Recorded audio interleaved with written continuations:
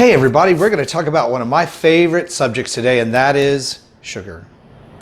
And we're going to talk about how it impacts your skin, what the effects actually are, how much sugar people consume today, which is going to really shock you, and what you can do to replace sugar in your diet both naturally and what you should do, especially if you're having skincare issues. So first, let's talk about sugar and what it does in the body. Obviously, humans like sour and sweet flavors. I mean, that's what our evolution has done for us. We picked foods that were healthy over time, over eons, and stayed away from foods that were poisonous or bitter so the species could survive. It was never quite meant for us to just live off of sugar or sugar cane, although because of its sweet taste and easy access over the centuries, it has grown to become quite a problem in especially the American diet. And I'm going to talk about how much sugar we actually really eat today, which is again going to really shock you. What the amount of sugar is suggested is 26 grams per day, which is about 6 teaspoons. That is in a 2,000 calorie diet what the government, the US government, suggests that we consume. People consume far more than that. I'm going to get into that in a minute. That 74% of all of the products that you buy, 74%, if you were to go buy all products that are available to you today that are produced or mass produced, 74% of those have hidden sugar. That's a lot of sugar in our food. So obviously that's a problem. Now, if you have acne, we've talked about this before. A lot of times the oil, the bacteria, and the inflammation in the body are what cause an acne breakout, especially if it's severe like what I had or cystic. What I discovered and what studies have shown is the higher the blood sugar or glycemic index, the more propensity there is for a person to have breakouts. And if you already have ongoing acne problem, it can make those things worse.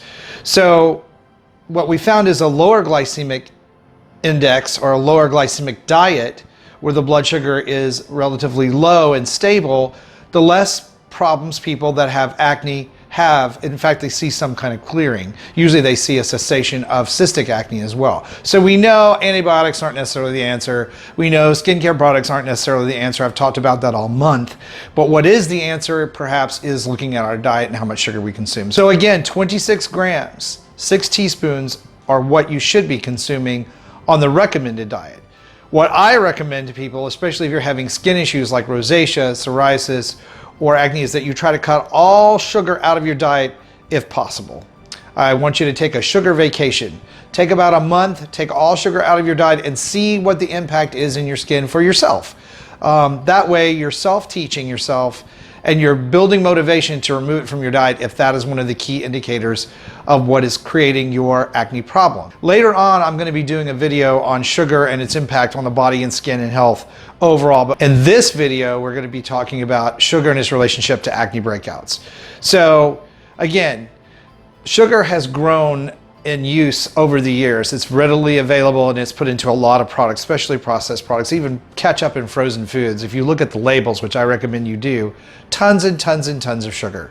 So let's talk about how sugar intake has grown through the years, and then I'm going to tell you what you can do to replace it. Starting in 1700, guess how much sugar was consumed? About 4.9 grams, that's less than a teaspoon of sugar, was consumed by the average person.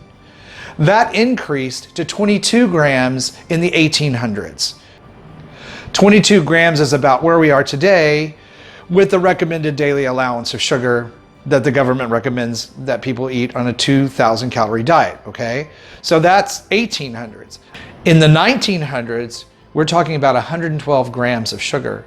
So you can quickly do the math and see that that's about a half a cup of sugar a day in your diet. That's way too much. Obviously, obesity is off the charts.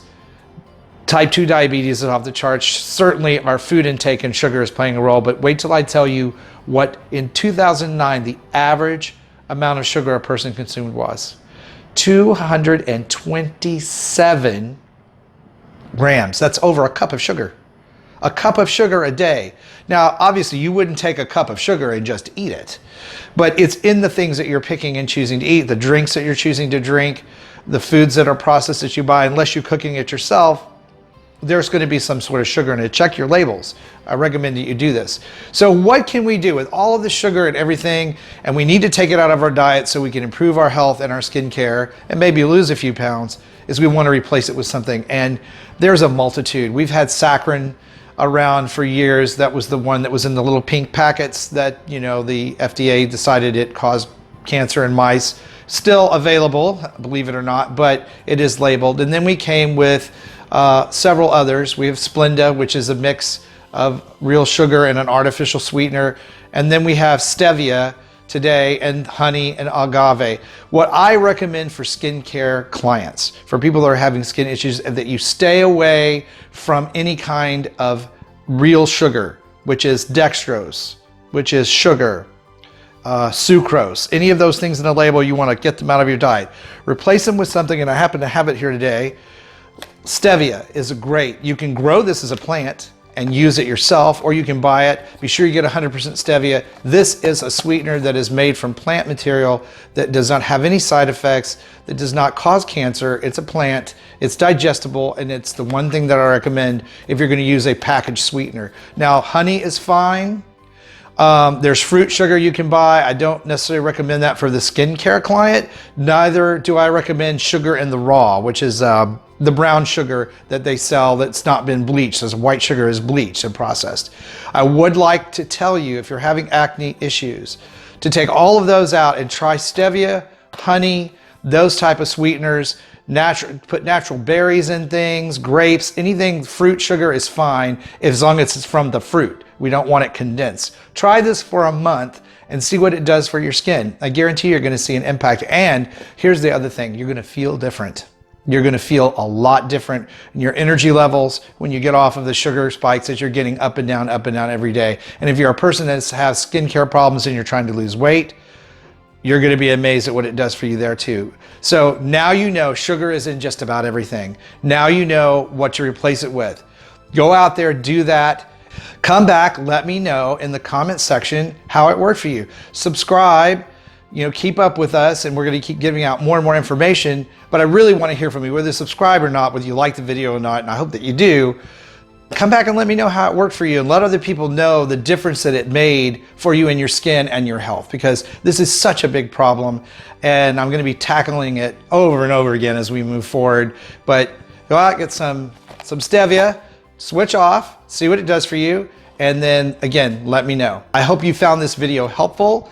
Please, again, subscribe, comment, and like if you did, and share it. This is some good information that you need to share out there for me, and I'll be back with more.